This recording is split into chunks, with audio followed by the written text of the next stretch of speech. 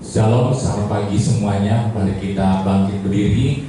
Kita akan mulai ibadah kita pada pagi hari ini. Bapa di dalam surga, lewat putramu yang terkasih, Tuhan kami Yesus Kristus, kami mengucap syukur Tuhan untuk pagi hari ini.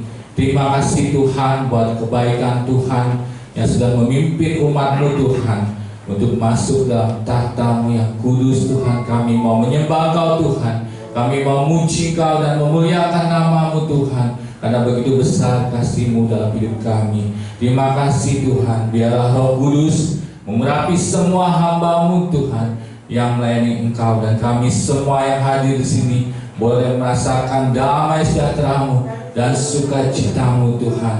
Terima kasih Tuhan, di dalam nama Tuhan kami Yesus Kristus kami berdoa dan mengucap syukur. Amin.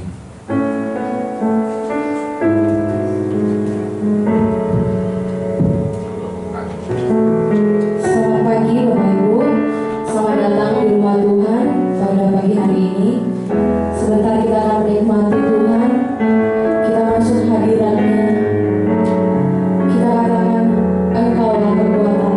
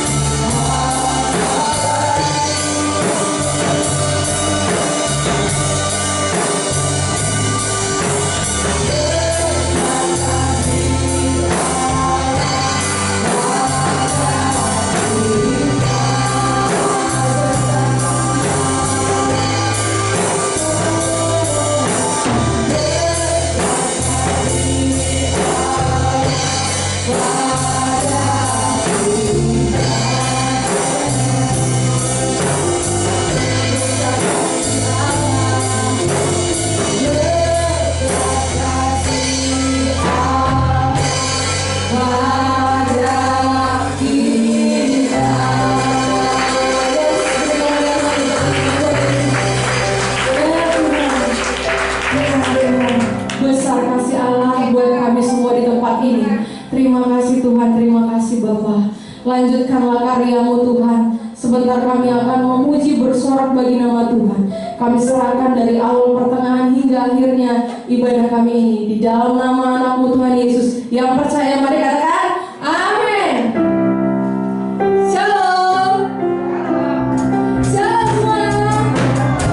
Mari kita menjadi karena Roh Kudus berkuasa hari ini. Amin.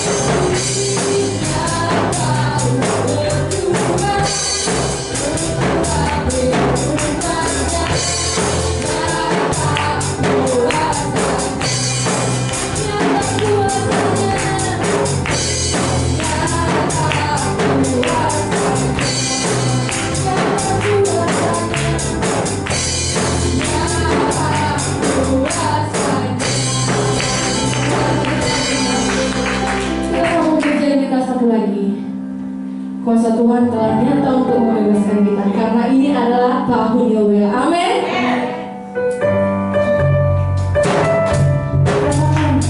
Saudara, ini tahun Yobel.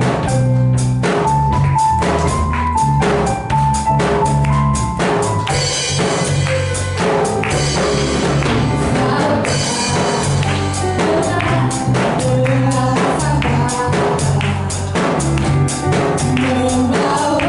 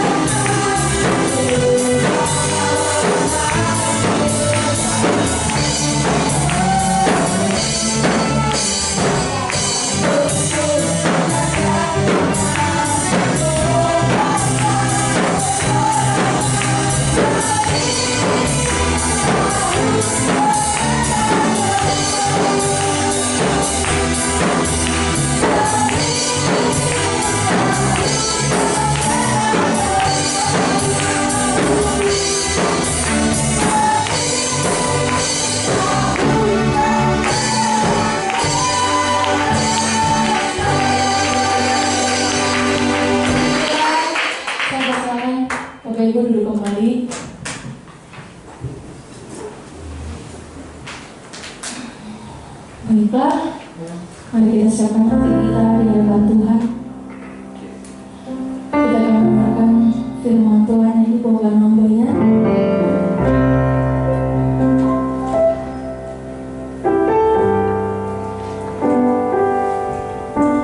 Tuhan hadir di bait kudus-Nya. Umat mencari wajah bersama, berseru berdoa.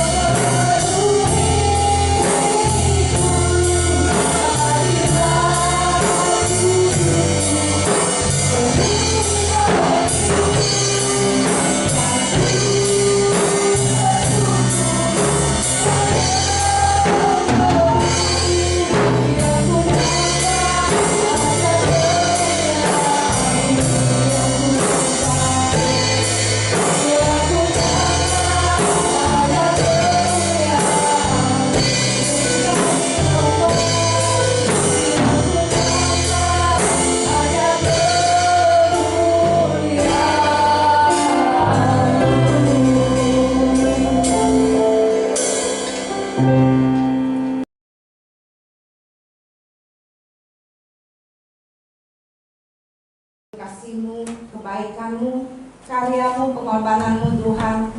Biar Tuhan yang saat ini sebentar yang nampak hanyalah kemuliaan Tuhan.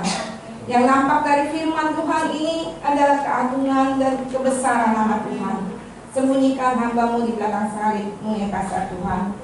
Biar kasih Tuhan, kebaikan Tuhan itu yang terlihat. Dan setiap jemaat saat ini Tuhan, biar kiranya Engkau urapi dengan kuasa Roh Kudus-Mu Tuhan. Kalau biar pencurahan Roh Kudus sebentar terjadi luar biasa Tuhan. Semuanya dilawat oleh Tuhan, sehingga mereka pulang tidak sia-sia Tuhan, tetapi semuanya mengalami lawatan dari kuasa Roh Kudus Tuhan.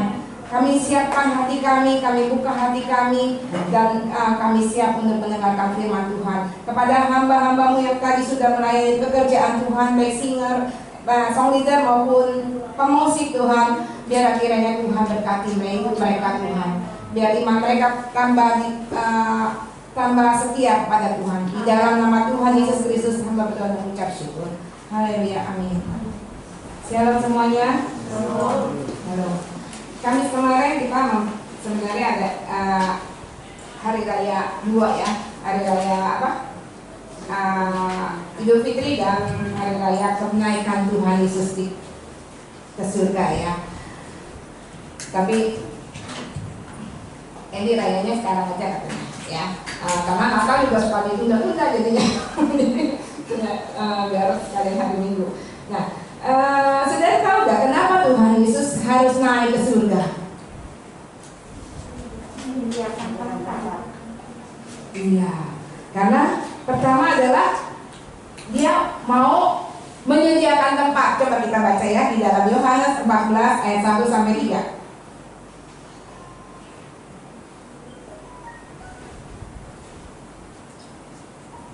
Yohanes 14 ayat 1 sampai 3.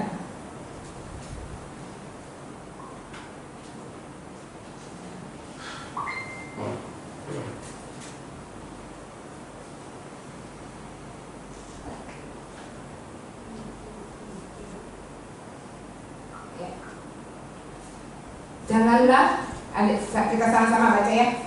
1, 2, 3. Janganlah gelisah hatimu, percayalah kepada Allah, percayalah juga kepadaku.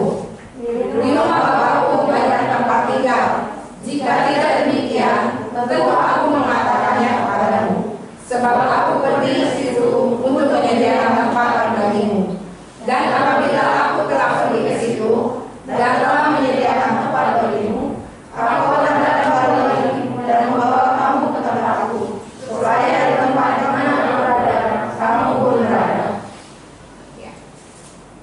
Dikatakan bahwa Yesus naik ke surga karena apa? Tadi untuk menyediakan tempat. Ya, kalau saudara bayangin, kalau orang yang disediakan tempat itu adalah orang yang dihormati atau enggak tuh? Kalau seandainya contoh ya, kalau umpamanya kita ada acara, nah kita sediain tempat nih buat pengkhotbah. Pengkhotbahnya belum datang, tapi deretan depan ini, nah nanti buat pengkhotbah atau sama teman-temannya atau keluarganya. Nah, berarti dia itu orang yang diapain? Dihormati. Seringkali juga di pemerintahan atau apa, orang pada yang terhormat itu disediakan tempat duduknya di depan, ya kan? Kursinya di depan, ya.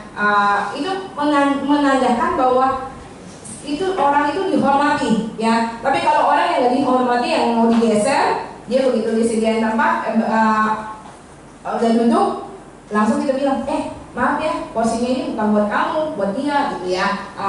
Jadinya, waduh iya, merasa bisa-bisa tersinggung juga ya orang ya. Nah, tapi kalau orang yang disediakan tempat itu berarti dia dihormati.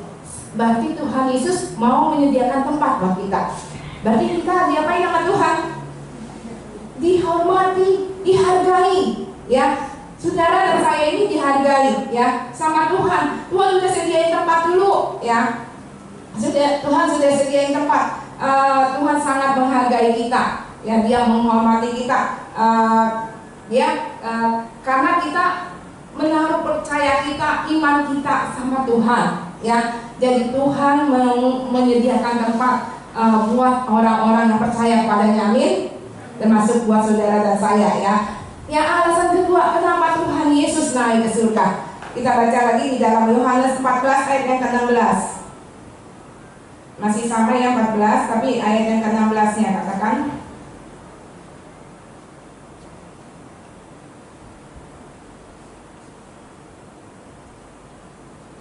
Ayo, ada yang bacakan?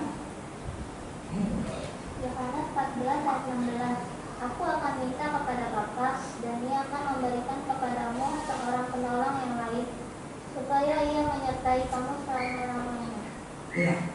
Nah, alasan yang kedua kenapa Tuhan datang naik ke surga, karena saudara dari ayat ini bisa tahu gak apa? Karena apa? Karena Tuhan mau menyertai saudara dan saya sampai selama-lamanya. Amin. Tuhan mau menyertai kita sampai selama-lamanya. Dikatakan Allah Immanuel. Immanuel artinya apa? Allah beserta kita. Karena Tuhan mau menyertai saudara, masalahnya dimanapun kita berada, Tuhan mau menyertai dan Tuhan mau melindungi. Ya, kalau pada saat Tuhan Yesus datang ke dalam dunia dan dalam 3,5 tahun dia melayani, dia terbatas, ya, terbatas. Hanya di satu tempat gitu ya. Tetapi kalau begitu Tuhan Yesus naik ke dalam surga, dan setelah 10 hari dari kenaikannya Tuhan mencurahkan Roh Kudus, maka Tuhan bisa menyertai dimanapun semua orang-orang percaya. Ya, saudara percaya gak? Walaupun kita ada dimanapun sampai ke ujung dunia, ya, ke ujung bumi. Ada gak ujungnya bumi? Nggak ada ya, bumi bulat sih ya. Tapi bilangnya ujung bumi. Nah, itu Tuhan ada, Tuhan sertai, ya. Karena Tuhan Yesus mau menyertai saudara dan saya. Tadi aja menyediakan tempat aja udah sayang banget ya. Tuhan sayang banget sama kita. Kedua, Tuhan mau sertai kita loh sampai selama-lamanya. Berarti Tuhan itu sayang banget gak sih? Sayang banget. Saudara itu berharga banget, ya. Saudara itu, saya juga semuanya disayang sama Tuhan, ya.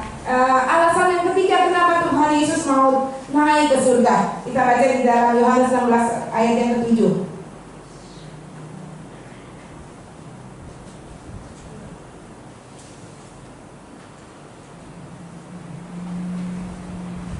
Yohanes 16 ayat yang ke-7. Mungkin bacain.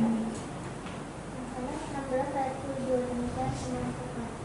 Namun benar yang kukatakan ini kepadamu adalah lebih berguna bagi kamu jika aku pergi. Sebab jikalau aku tidak pergi, penghibur itu tidak akan datang kepadamu. Tetapi jikalau aku pergi, aku akan mengutus dia kepadamu. Ya. Nah, alasan yang ketiga Tuhan Yesus naik ke surga karena Tuhan Yesus mau memberikan Roh penghibur, ya, supaya saudara pas saat sedih, saat mengalami kesusahan, saudara ada Roh penghibur di dalam hidup kita, di dalam hati kita, ya. Yaitu Roh penghibur siapa? Roh Kudus, ya. Roh Kudus, Roh penghibur yang nggak bisa dilihat secara kasat mata, ya. Tapi waktu zaman Kisah Para Rasul, Roh Kudus itu berbentuk apa? Dilihat seperti lidah-lidah api yang menyala-nyala, ya. Nah, tapi kalau saat ini kita nggak bisa lihat Roh Kudus itu bentuknya seperti apa gitu ya. Tapi sudah Roh Kudus itu dapat dirasakan, ya. Walaupun nggak bisa kelihatan, tapi dapat dirasakan. Nah, saudara, siapa yang saat ini belum menerima kepenuhan Roh Kudus? Adakah yang belum terima kepenuhan Roh Kudus? Semuanya udah ya. Puji Tuhan ya, semuanya sudah terima kepenuhan Roh Kudus. Dan Roh Kudus itu dimanifestasikan dalam karunia-karunianya, ya. Jadi Allah itu mau menemani kita dalam bentuk Roh Kudus, ya. Roh Kudus yang menghibur, Roh Kudus yang menolong, ya. Tadi saya udah jelaskan ada 3, kembali lagi ya, ada 3 kenapa, 3 alasan menurut saya, ya. Kenapa Tuhan Yesus mau naik ke surga. Pertama apa tadi, masih ingat? Untuk menyediakan tempat. Kedua untuk menemani kita, ya, untuk menyertai kita. Ketiga untuk memberikan Roh Kudus, ya. Nah, ada satu pertanyaan, kenapa Roh Kudus itu harus diberikan? Kenapa sih Tuhan itu mau memberikan Roh Kudus itu buat saudara dan saya? Kenapa sih harus diberikan? Gitu ya. Ada nggak tujuannya? Kenapa Tuhan mau memberikan Roh Kudus itu? Apa tujuannya, Kim? Iya, menolong, menghibur. Apalagi tujuannya? Kita baca ya. Yang tepatnya Kisah 1 ayat 8.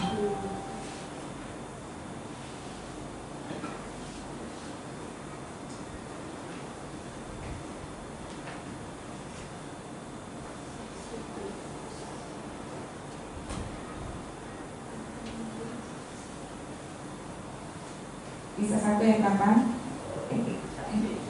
Kisah 1 ayat 8. Tetapi kamu akan menerima kuasa kalau Roh Kudus turun ke atas kamu, dan kamu akan menjadi saksiku di Yerusalem dan di seluruh Yudea dan Samaria dan sampai ke ujung bumi. Ya. Nih, Kisah 1 ayat apa katakan? Tetapi kamu akan menerima kuasa kalau Roh Kudus turun ke atas kamu. Jadi kenapa Roh Kudus dicurahkan buat saudara dan saya? Supaya apa?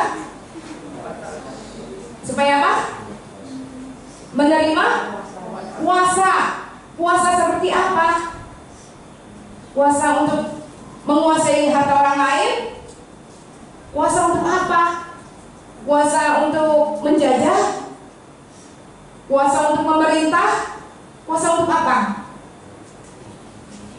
Ini kuasanya kuasa apa ya? Kuasanya tahu nggak kuasa apa? Kita baca ya, supaya firman Tuhan yang jelasin ya kuasa apa ya. Yohanes 14 ayat 12 dulu. Sebelum tahu kuasa apa. Yohanes 14 ayat 12. Yohanes 14 ayat 12. Aku berkata kepadamu, sesungguhnya barang siapa percaya kepadaku, dia akan melakukan juga pekerjaan-pekerjaan yang aku lakukan, bahkan pekerjaan-pekerjaan yang lebih besar daripada itu, sebab aku pergi kepada Bapa. Ya. Nah, di sini nggak dibilangin ya kuasa apa ya. Tapi saudara yakin nggak? Nih, saya bacakan kembali ya. Aku berkata kepadamu, sesungguhnya barang siapa percaya kepadaku, ia akan melakukan juga pekerjaan-pekerjaan yang aku lakukan. Pekerjaan-pekerjaan yang aku lakukan ini maksudnya Tuhan Yesus ya. Nah, pekerjaan yang Tuhan Yesus lakukan itu ada kuasanya nggak? Ada kan? Nah, kuasa yang dimaksud ini sama seperti kuasa yang Tuhan Yesus lakukan. Ya, kuasa apa? Ya, tapi untuk mendapatkan kuasa, ya, di dalam ayat Yohanes 14 ayat 12 ini ada caranya, ya. Coba saudara baca lagi. Aku berkata kepadamu, sesungguhnya barang siapa percaya kepadaku, ia akan melakukan juga pekerjaan-pekerjaan yang aku lakukan. Jadi pekerjaan yang aku lakukan itu kan penuh dengan kuasa. Nah, syaratnya apa tadi? Percaya, ya. Syaratnya kita harus percaya. Tandanya di mana sih kalau saya tanya, saudara percaya sama Tuhan Yesus? Percaya. Semuanya percaya nggak? Aku ada diem aja. Saudara percaya sama Tuhan Yesus? Percaya. Ya. Tapi ada tanda-tandanya loh orang percaya, ya. Orang jatuh cinta juga ada tanda-tandanya ya. Orang lapar juga ada tanda-tandanya. Perutnya udah bunyi ya. Orang sakit juga ada tanda-tandanya ya. Orang percaya juga ternyata ada tanda-tandanya ya. Nggak asal bilang siapa aku percaya sama Tuhan Yesus, saya udah gitu tapi tidak ada tandanya. Tidak ya, bukan aja sekedar ngomong aku percaya, tapi kita nggak punya tanda ya. Ternyata orang percaya itu ada tandanya. Mau tahu tandanya? Kita baca di dalam Markus 16 ayat 17.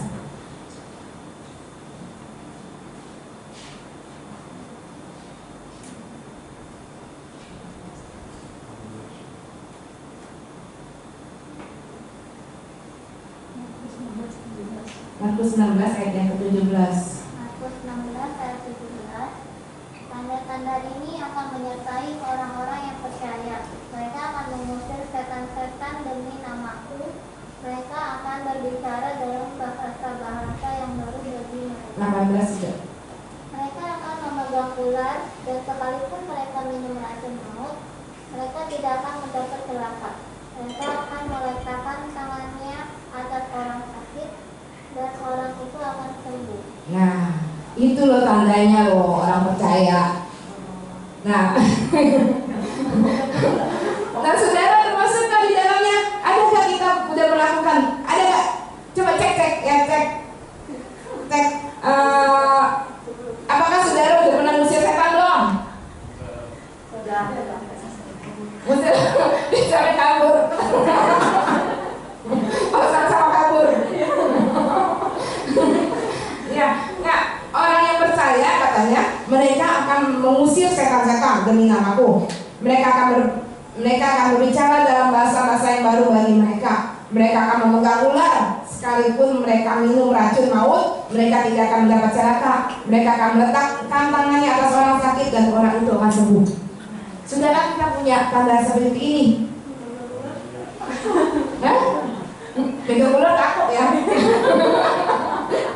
Ya, itu kalau kepepet kali ya.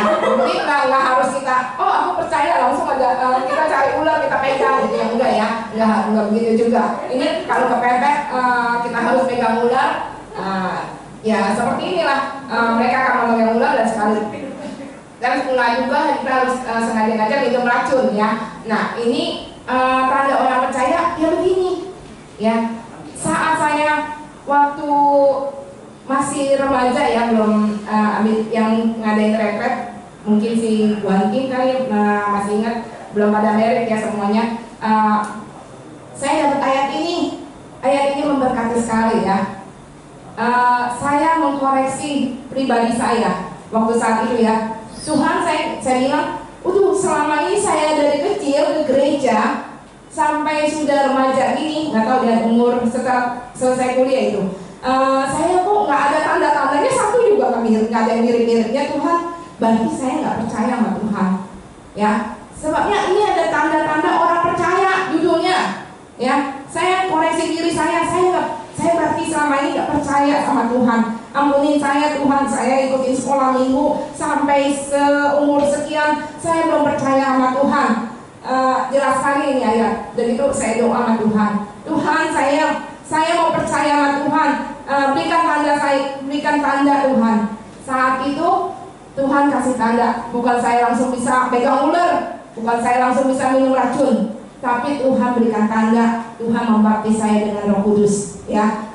Ini pertama pengalaman saya ya. Saya koreksi, jangan kita bilang aku udah milikin, tapi bohong gitu ya.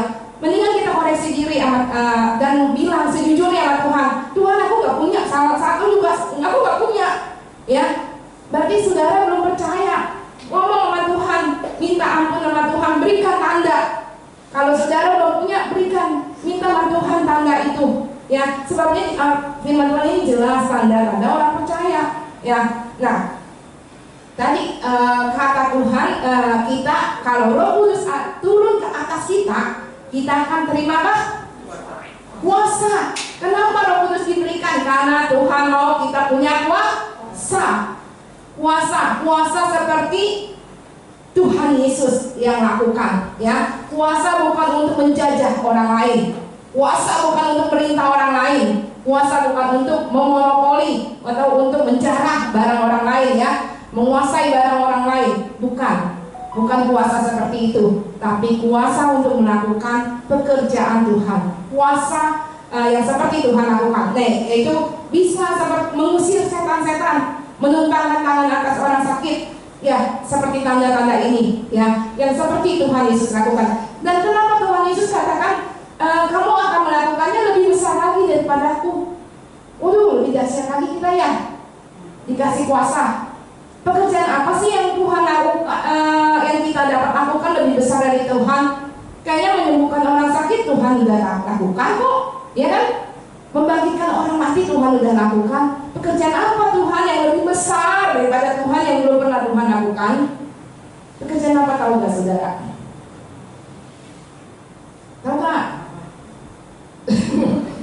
Yang belum lebih besar. yaitu menjadi saksi sampai ke ujung bumi. Sebabnya waktu Tuhan Yesus datang ke dalam dunia itu, Tuhan Yesus hanya terbatas di Israel lah ya, Yahudi segala macam gitu. Nah, terbatasnya di situ, ya, nggak sampai ke Asia, nggak sampai ke Eropa segala macam.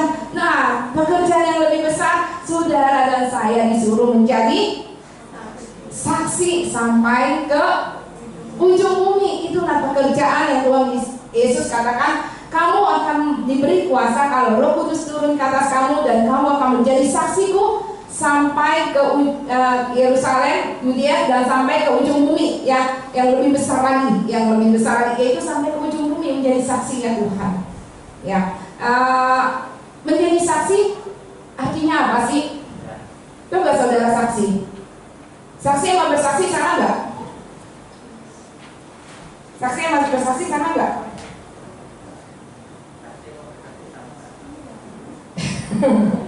Oke, kedengaran ya di saat belakangnya. Sama nggak?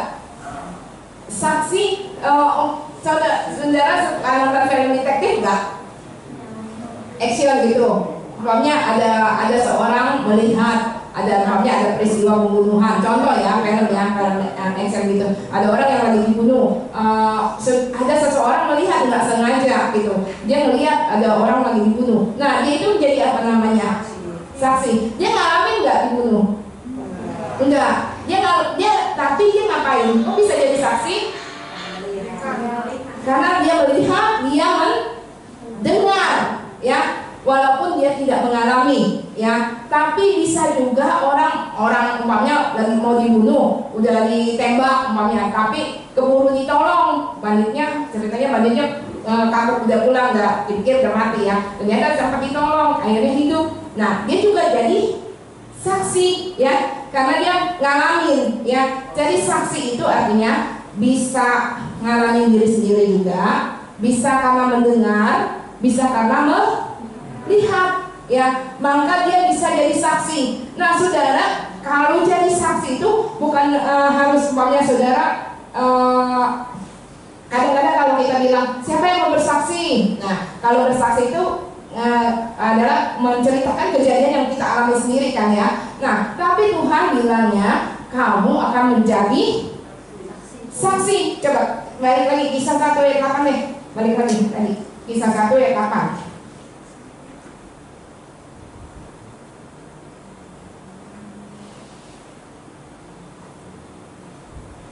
Tetapi kamu akan menerima kuasa kalau Roh Kudus turun ke atas kamu, dan kamu akan menjadi saksiku di Yerusalem dan di seluruh Yudea dan Samaria dan sampai ke ujung bumi, ya. Menjadi saksi loh, bukannya disuruh menjadi bersaksi, tapi menjadi saksi, ya. Jadi saksi itu kita udah apa yang kita dengar, ya. Apa yang kita dengar saat ini, saudara dengar firman Tuhan nggak? Dengar firman Tuhan. Saudara bisa jadi saksi nggak? Bisa.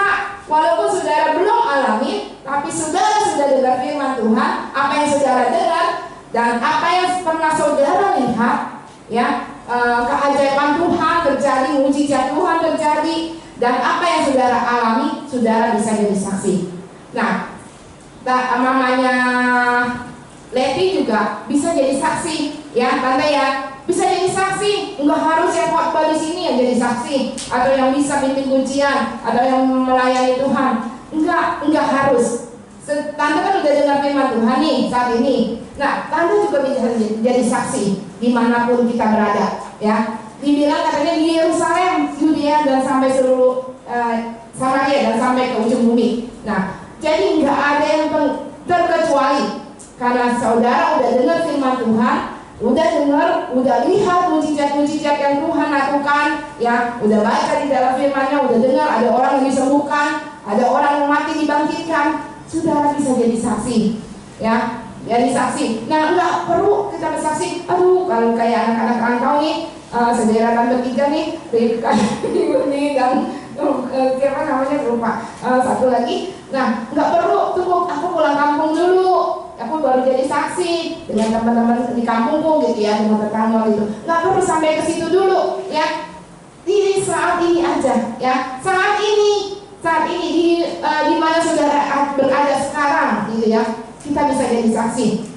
Mungkin sebentar kalau keluar ketemu abang tukang bakso Hongkong tuh bisa ngomong jadi saksi ya, kasih firman ya, biar dia kenal Tuhan. Atau ketemu tukang ojek bisa jadi saksi, atau tukang Grab bisa jadi saksi ya. Apa yang pernah saudara dengar dari firman Tuhan ya, tentang kebaikan Tuhan, tentang kasihnya Tuhan, itu saudara jadikan saksi ya. Sebabnya nggak perlu harus kita alami dulu sendiri, tapi bisa juga apa yang sudah kita alami, bisa juga yang apa yang sudah kita alami walaupun belum, bisa juga kita saksikan ya. Kayak tentang Tuhan Yesus mengasihi, mengadakan mujizat, air berubah jadi anggur, kan kita nggak ngalamin ya, karena itu udah kejadiannya pada zaman Tuhan Yesus ada. Nah, itu kita bisa saksikan mujizat Tuhan itu sanggup melakukan yang nggak mungkin jadi mungkin. Nah, setiap orang jadi bisa menjadi saksi, bisa menunaikan amanat agung ini, ya, menjadi saksi untuk di Yerusalem, Yudea dan Samaria dan sampai ujung bumi. Nah, Roh Kudus dicurahkan itu supaya kita diberi kuasa dan menjadi saksi. Oleh karena itu, kalau saudara sudah punya Roh Kudus, jangan dipadamkan. Amin. Jangan padamkan roh yang ada di dalam hidup kita, di dalam hati kita. Ya, jangan padamkan roh. Tapi banyak orang yang suka cuekin, ya, suka cuekin, nggak maulah, biarin aja ya. Dengan Roh Kudus kayaknya tidak menghargai, karena nggak kelihatan sih. Kalau saudara dikasih emas batangan 5 kilo, saudara pasti jaga dengan hati-hati, ya kan? Ya, hati-hati banget ya. Tapi kalau dikasih Roh Kudus, aduh, nggak kelihatan bentuknya, nggak kelihatan ya, nggak bisa, karena nggak kelihatan, cuman hanya bisa dirasakan, tidak dijaga. Oleh karena itu jangan padamkan roh kita ya. Biarlah roh kita apa? Menyala-nyala untuk melayani Tuhan ya. Tapi ada orang yang memadamkan roh. Saudara mau tahu nggak? Siapa tahu saudara ternyata, oh iya, jangan-jangan aku sudah padamin roh nih ya. Ciri-cirinya mau tahu nggak? Orang-orang yang padamin roh, ya. Saya mau kasih tahu gimana ciri-ciri si orang yang padamkan rohnya ya. Kita baca Lukas 24 ayat 13 sampai 16.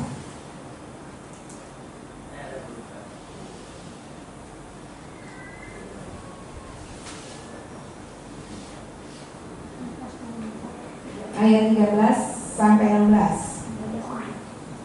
Lukas 24 ayat 13 sampai 16 demikian firman Tuhan. Yesus menampakkan diri ke jalan Emmaus. Pada hari itu juga 2 orang dari murid-murid Yesus pergi ke sebelah kampung bernama Emmaus, yang terletak kira-kira 7 mil jauhnya dari Yerusalem. Dan mereka bercakap-cakap tentang segala sesuatu yang telah terjadi. Ketika mereka sedang bercakap-cakap dan bertukar pikiran, datanglah Yesus sendiri mendekati mereka, lalu berjalan bersama-sama dengan mereka. Tetapi ada sesuatu yang menghalangi mata mereka, sehingga mereka tidak dapat mengenal Dia.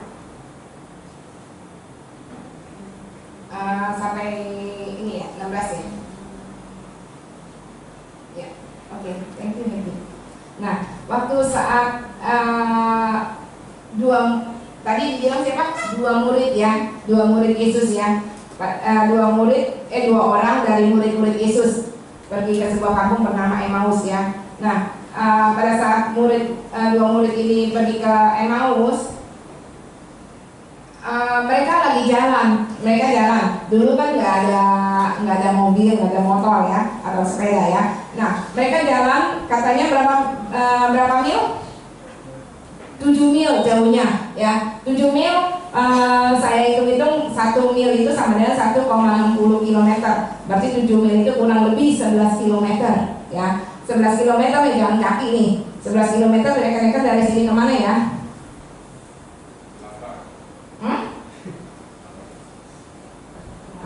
Kemana ya? Ke Beos apa ya? Ke Cengkareng. Ke Taman Kencaran gitu. Iya, saudara ukur aja ya ntar ya. Sebab kita kemana tuh? Nah, pokoknya ini jalan kaki jauh juga lah ya. Kalau dari jauh juga nih. Nah, pada saat mereka jalan, mereka padahal di jalan mereka disertai oleh Tuhan, ya. Jalan mereka Tuhan dan mereka bercakap-cakap. Jalan mereka disertai Tuhan. Mereka, tapi mereka nggak sadar nggak sih mereka nggak sadar, ya. Mereka nggak sadar. Mereka itu bahkan mereka ngajak Tuhan ngomong juga ya. Datang nih, ketika mereka sedang bercakap-cakap dan bertukar pikiran, datanglah Yesus sendiri mendekati mereka lalu berjalan bersama-sama dengan mereka, ya. Nah, tapi ada sesuatu yang menghalangi mata mereka sehingga mereka nggak sadar kalau yang saat berjalan bersama mereka itu Tuhan, ya. Seringkali kita dalam hidup juga nggak sadar ya kalau kita Tuhan itu datang kehadiran Tuhan itu kita nggak ngerasain. Berasa nggak? Pernah nggak? Kita nggak merasa loh kehadiran Tuhan. Tapi kalau kehadiran setan kita berasa nggak? Berasa ya. Kalau kehadiran setan berasa ya.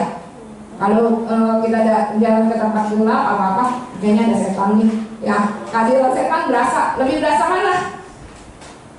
Lebih berasa mana nih? Kita berasa kehadiran Tuhan atau kehadiran setan? Kadang-kadang kita memang nggak berasa, ya. Tuhan hadir berjalan bersama kita kadang-kadang nggak berasa karena ada sesuatu yang menghalangi mata rohani kita, ya. Kita nggak bisa mengenal Tuhan dengan benar-benar.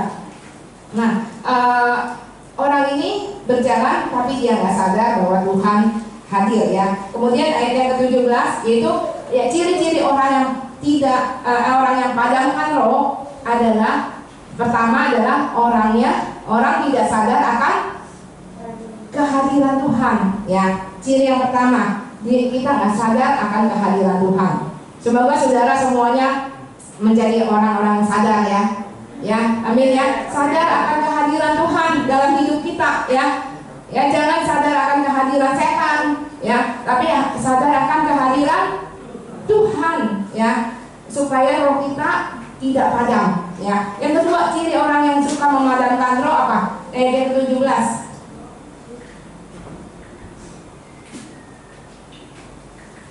Ayat 17 nanti.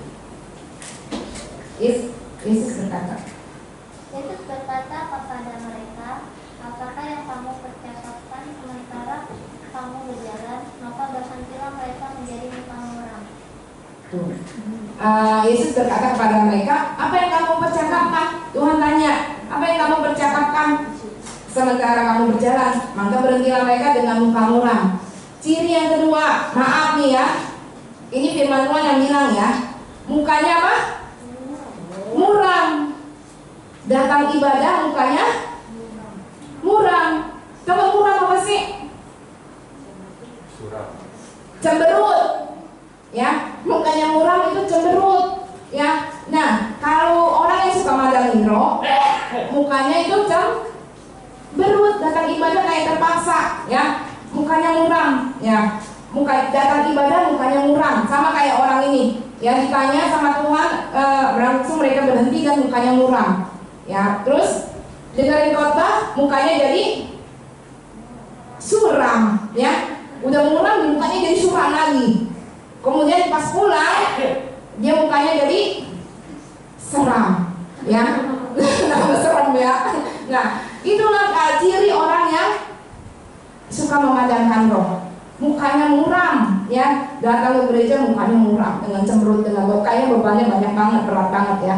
Nah, dengerin khotbah tambah kesel. Pulang khotbah mukanya jadi serem, ya. Itu ciri-ciri orang yang madamkan roh. Itu yang ciri yang kedua, ya. Ciri yang ketiga kita baca di dalam 21-nya sampai 24.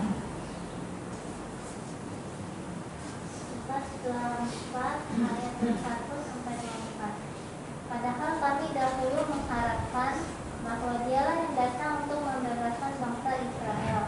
Tetapi sementara itu telah lewat 3 hari sejak semuanya itu terjadi.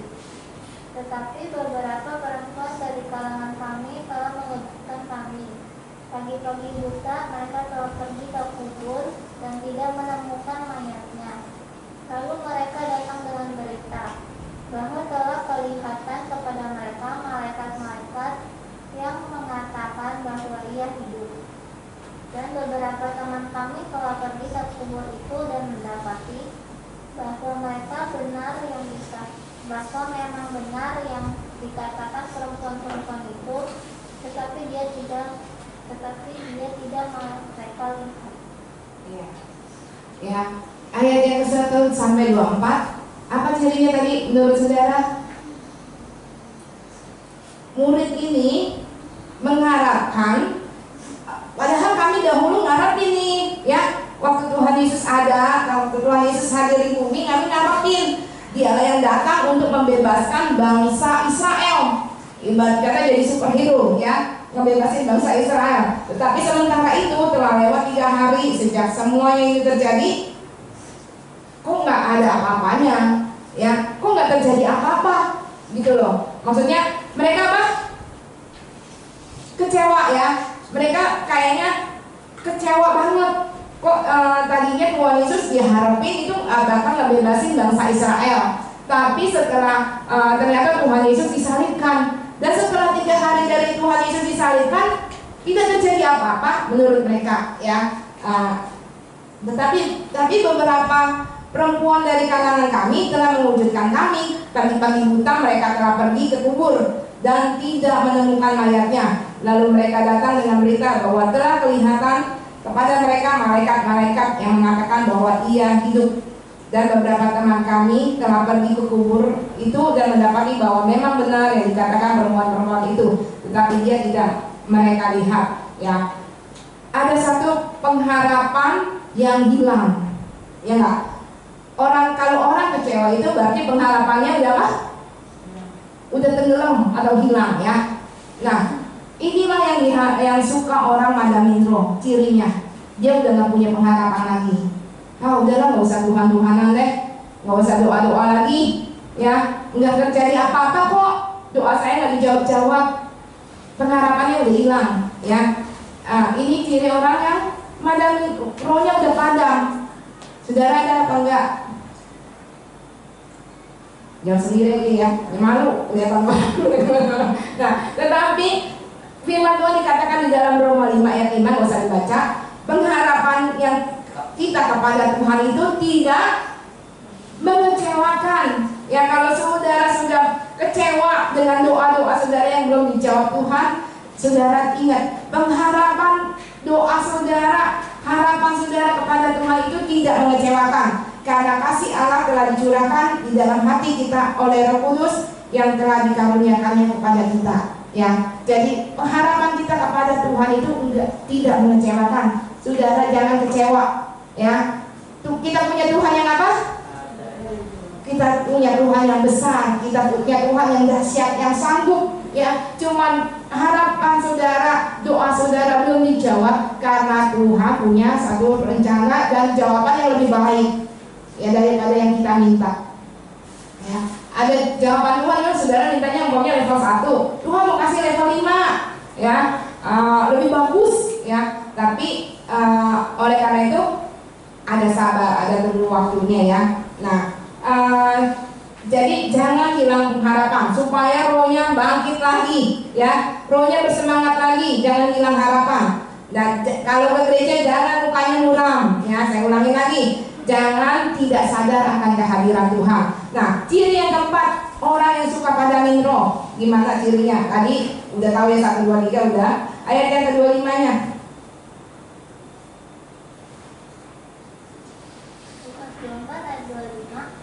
Lalu ia berkata kepada mereka, hai kamu orang bodoh, betapa lambatnya hatimu sehingga kamu tidak percaya segala sesuatu yang telah dikatakan para nabi. Nah, ayat yang ke-25, kalau udah hilang pengharapan ini berlanjut, ya. Ayat yang ke-25, dia udah gak percaya lagi sama apa, ya, yang dikatakan para nabi, yang dikatakan oleh hamba-hamba Tuhan, ya, yang orang pendeta khotbah, dia udah gak percaya lagi, ya. Kalau hatinya udah hilang harapan, pengharapannya sudah hilang, maka orang dia dengerin khotbah, dia gak percaya. Bohong lah itu mah, bohong. Kalau ada orang kesaksian, gede-gedein aja itu mah, bohong dia, gitu ya. Udah nggak percaya lagi dia. Saudara masih percaya nggak sama firman Tuhan? Saudara masih percaya sama firman Tuhan? Cacu masih percaya nggak sama firman Tuhan? Cacu masih percaya nggak sama firman Tuhan? Percaya, ya bagus. Nah, kita harus percaya sama firman Tuhan. Masih percaya, harus percaya sama firman Tuhan. Tapi kalau orang yang sudah padamkan roh, dia tidak lagi percaya, ya. Udah nggak, udahlah, itu mah omongan kosong, ya. Udah omong kosong segala macam. Firman Tuhan udah tidak dipercaya lagi. Siapapun yang khotbah, ya, maupun pendeta sekali yang terkenal pun, dia udah nggak percaya. Orang, apalagi orang kesaksian, ya, udah nggak percaya lagi karena pengharapannya sudah hilang, ya. Nah, saudara jangan sampai kayak gini, ya. Ini adalah orang yang padamin roh. Nah, ciri yang kelima, yang terakhir adalah orang yang padamkan roh. Ciri yang kelima, ayat yang ke-30 sampai 31, Happy.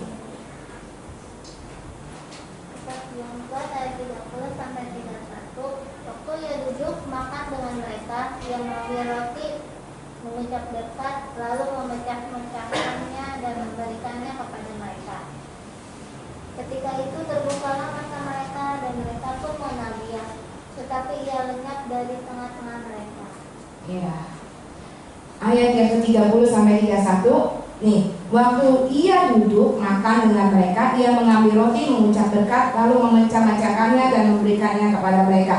Nah, kalau ini saya singkat-singkat ya, sepertinya kan udah Tuhan Yesus kan tadi kan berjalan dengan 2 murid ya, sejalan 7 mil atau 11 kilo. Nah, waktu jalan itu mereka nggak sadar apa kurang panjang kali ya jalannya ya, apa mesti sampai ke puncak, apa sampai ke Bandung ya jalannya ya lebih panjang. Tapi mereka intinya mau sampai jalan kemana pun mereka nggak sadar, masih belum sadar bahwa itu Tuhan Yesus yang menyertai mereka ya. Nah, sampai pada Tuhan Yesus, mereka tujuannya udah sampai nih di dalam satu rumah ya. Tuhan Yesus katanya nih ayat yang ke-28, mereka mendekati kampung yang mereka tuju. Lalu ia berbuat seolah-olah hendak meneruskan perjalanannya. Tuhan Yesus seolah-olah pengen lanjut lagi jalan, tapi mereka nahan. Jangan deh, mampir dulu, ini udah malam gitu ya. Nah, akhirnya Tuhan Yesus mampir ke rumahnya. Biasanya Tuhan Yesus kalau orang yang punya rumah itu yang suka makan atau minum kan. Nah, tapi ini Tuhan Yesus yang waktu dia duduk makan, Tuhan Yesus yang mengambil roti, mengucap berkat, memecah-mecahkannya. Ya, ini bingung gak ya? Tamu yang mecah-mecahin roti gitu. Biasanya kan tuan rumah dong ya, tuan rumah yang mecah-mecahkan roti ya. Nah, ini saat Tuhan Yesus memecah-mecahkan roti, baru mata mereka terbuka. Ya, itu karena mereka melihat apa? Kebiasaan yang Tuhan lakukan ya. Mungkin mereka juga melihat tangan Tuhan yang udah berlubang paku ya. Waktu mecah-mecahkan roti kan pakai tangan dong, bukan pakai kaki ya. Pasti ngelihat tangannya, ada berlubang. Mereka baru sadar ya. Orang yang suka madamin roh lebih percaya melihat dulu, gua lihat dulu kejadian gak nih, hasilnya ada gak, baru percaya ya. Berkata firman Tuhan apa? Berbahagialah orang yang tidak melihat namun percaya.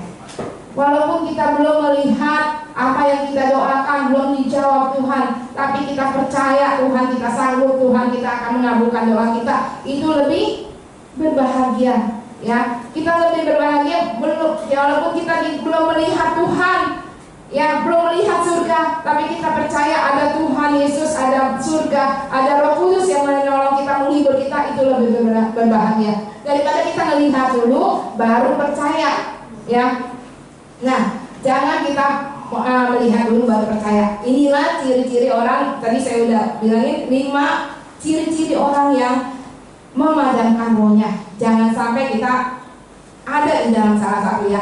Nah, kalau seandainya saudara ada dalam kategori itu, doa pribadi sama Tuhan, minta Tuhan ampunin, kemudian Tuhan minta Tuhan bangkitkan kembali rohnya kita ini supaya kita menyala-nyala. Sebagai ayat yang terakhir, Tuhan inginkan dalam kebangkitan Tuhan dan Tuhan mau kirimkan Roh Kudus ini. Apa yang Tuhan inginkan di dalam Roma 12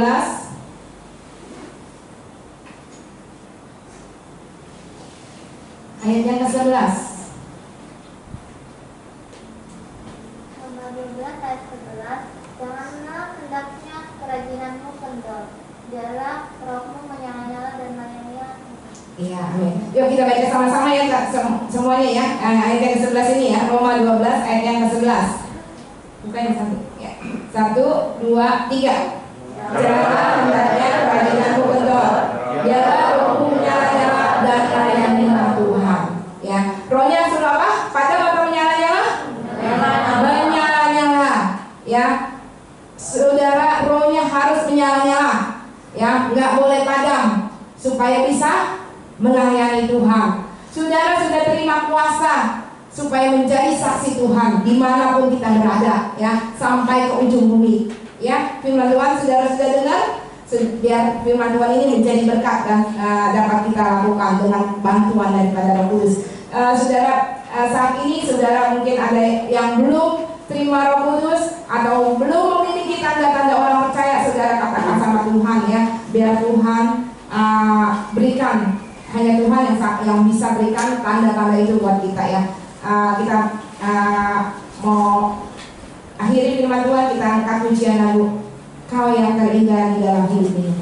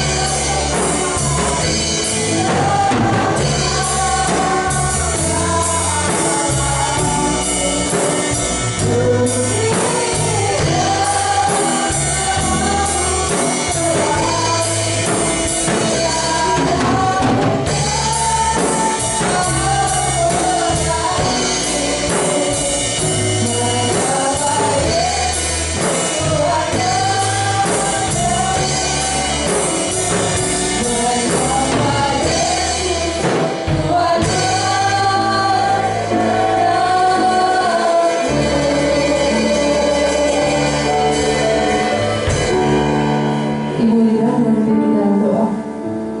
Terima kasih Tuhan, terima kasih Yesus, terima kasih Roh Kudus, terima kasih banyak untuk segala kebaikan-Mu di mana Engkau pergi naik ke surga untuk menyediakan tempat bagi anak-anak-Mu. Kau juga sudah memberikan kami Roh Kudus sebagai penghibur dan nasihat penolong. Ajar kami supaya kami sabar, kami jangan memadamkan roh kami ya Tuhan. Biar roh kami menyala-nyala dan kami mau melayani Engkau. Terima kasih Tuhan untuk firman-Mu. Firman-Mu kami aplikasikan menjadi sumber inspirasi dalam kehidupan kami. Firman-Mu berguna untuk mengajar, untuk menyatakan kesalahan, dan untuk memperbaiki kelakuan kami. Sampai juga Tuhan, sampai dia lebih heran lagi, lebih luar biasa lagi. Terima kasih Tuhan, kami Engkau harta kebanggaan kami. Kami milik Engkau selamanya. Kami percaya masih ada Tuhan, masih ada pengharapan, masih ada kuasa Tuhan dan tidak pernah terbatas. Terima kasih. Kami jangan berkondisi. Kami berdoa kali ini. Amin. Amin. Silakan duduk Ibu. Kita siapkan persembahan kita dengan yang berikut persembahan. Yang bertugas saya persilakan maju ke depan. Kita akan persembahan kita di hadapan Tuhan. 3, 2, 1. Dengan hati bersyukur, kami mengangkat persembahan kami di hadapan Tuhan. Biarlah melalui persembahan ini dipakai dan digunakan untuk permasalahan kerajaan surga di bumi. Dan kiranya Bapa sumber segala anugerah akan membuka sumber-sumber penghasilan dan memberikan kepada kami roh hikmat, kemampuan, kuasa, dan otoritas kerajaan Allah untuk dan jadi berkat dalam rumah Tuhan dan menjadi Allah untuk permulaan jiwa-jiwa di dalam nama Tuhan Yesus Kristus kami berdoa. Amin. Ibu Eva memimpin kita doa. Bapak kami bersyukur dan berterima kasih Tuhan atas kesempatan yang Kau berikan kepada kami Tuhan untuk dapat kami memberi kerjaan Tuhan di tempat ini Tuhan Yesus. Kiranya Kau kuduskan dan melayakkan persembahan yang kami berikan Tuhan boleh berkenan di hadapan Tuhan dan layakkan juga hamba-hamba-Mu yang akan melayani ya Tuhan. Terima kasih Tuhan, dalam nama Tuhan Yesus kami berdoa. Haleluya, amin.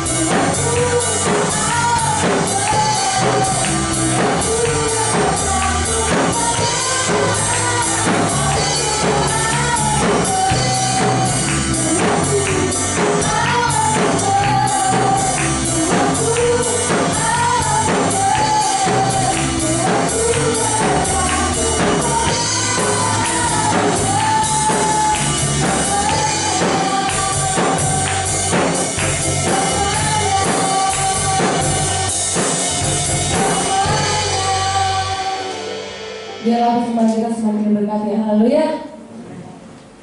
Sebentar kita akan menutupi ibadah kita pada siang hari ini. Sebelum semuanya bangkit berdiri.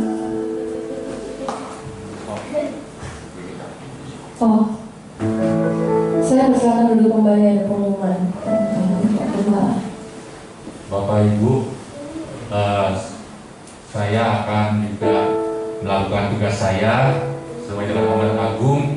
Selain menjadi saksi, dan baptiskanlah mereka, ya, dan ajarkanlah mereka. Oleh karena itu, saya membuka peluang buat Bapak Ibu yang belum dibaptis ataupun saudaranya yang belum dibaptis, yang sudah berusia di atas 12 tahun, boleh mendaftar, ya, boleh ikut baptis nanti mulai Juni, ya, Juni nanti kalau sudah terkumpul, ya, nanti saya kasih tahu. Biasanya itu penatarannya dimulai dari hari Sabtu. Sabtu kan ibadah 6:30 ya. Iya. Nah, nanti kita kumpul di sini jam 5, ya. Kita kumpul di sini jam 5.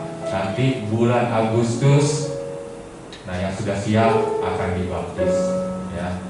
Demikian, kalau yang mau daftar silakan menghubungi saya, ya, selepas ibadah.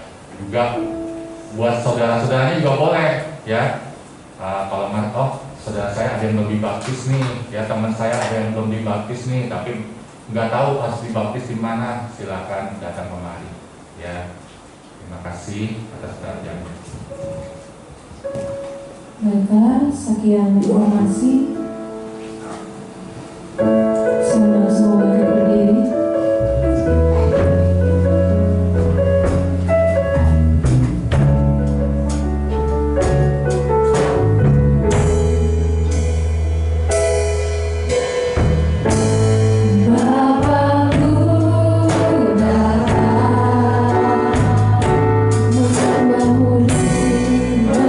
Menyembahmu di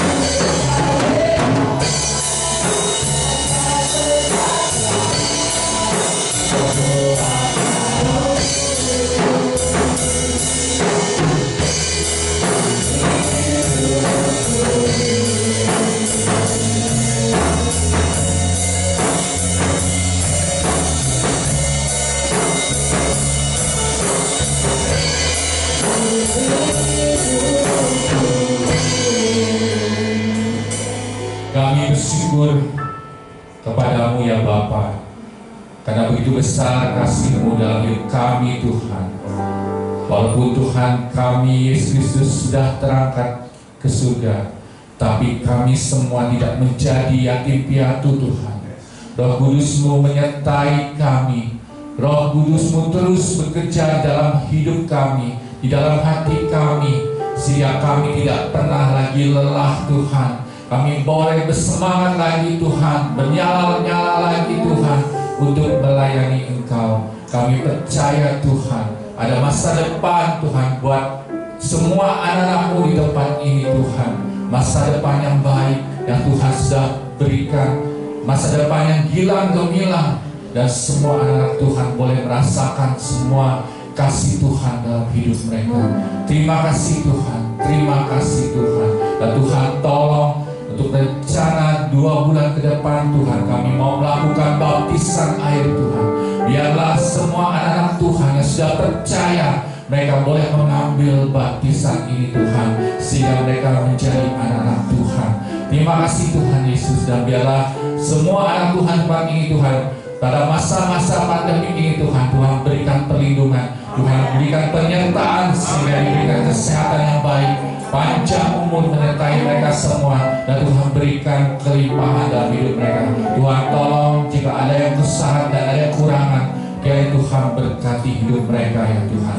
Terima kasih Tuhan Yesus, terima kasih Tuhan. Juga hamba berdoa untuk anak Tuhan yang tidak bisa hadir dimanapun mereka berada Tuhan, yang sakit ataupun yang lemah. Ya Tuhan, jamah Tuhan tolong, biar mereka boleh bangkit lagi Tuhan dari kelemahan mereka, dan mereka boleh hadir bersama-sama Tuhan untuk beribadah di sini Tuhan. Terima kasih Tuhan Yesus, terima kasih. Dan sebentar kami akan berpisah satu sama lainnya, kiranya jauh dan dekat Tuhan sertai dan kasih Tuhan menyertai kami semua mulai hari ini sampai Tuhan datang yang kedua kali. Terima kasih Tuhan. Mari kita angkat tangan, kita terima berkat dari Tuhan.